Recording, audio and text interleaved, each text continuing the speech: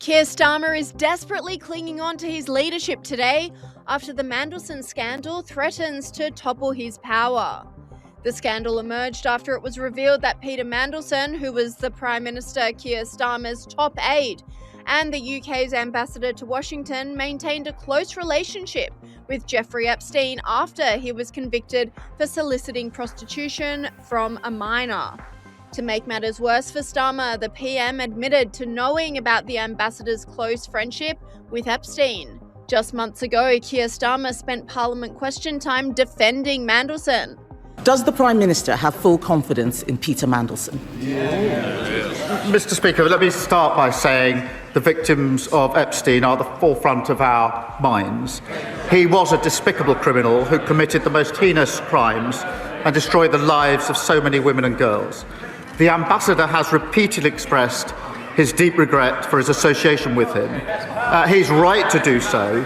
I have confidence in him, and he's playing an important role in the UK-US relationship. But after extreme backlash, the PM reversed course just a few days ago. Let me be clear, no one is above accountability. And no one, however well connected, however experienced, however senior, should hold public office if they cannot meet the basic test of honesty. I also want to address the publication of the information Mandelson provided during the appointment process. I understand the strength of public feeling. I share the anger that people feel when powerful individuals appear to escape scrutiny.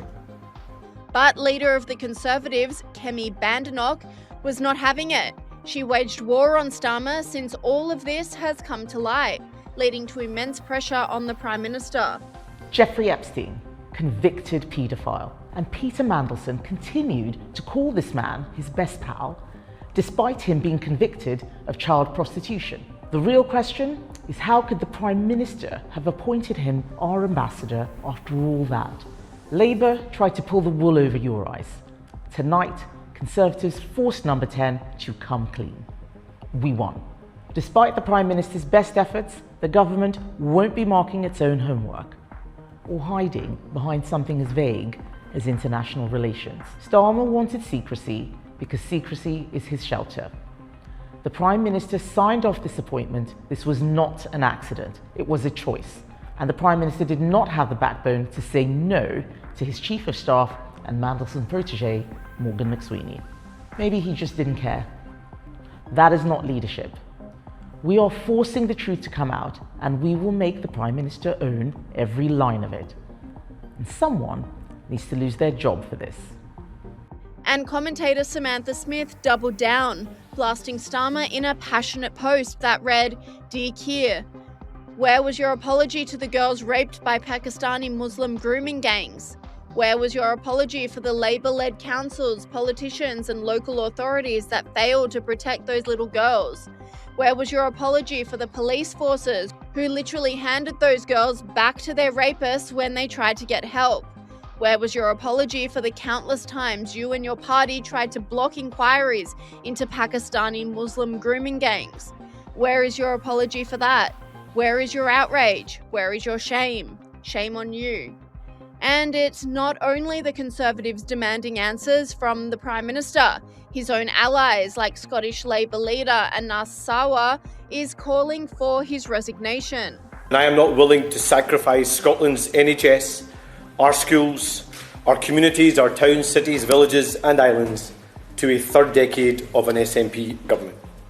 That's why the distraction needs to end and the leadership in Downing Street has to change.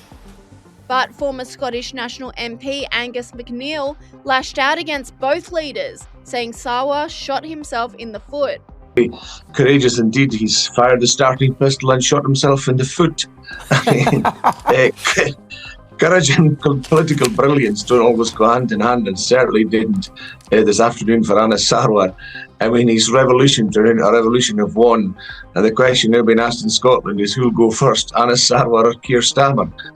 So it was political harry-carry this afternoon.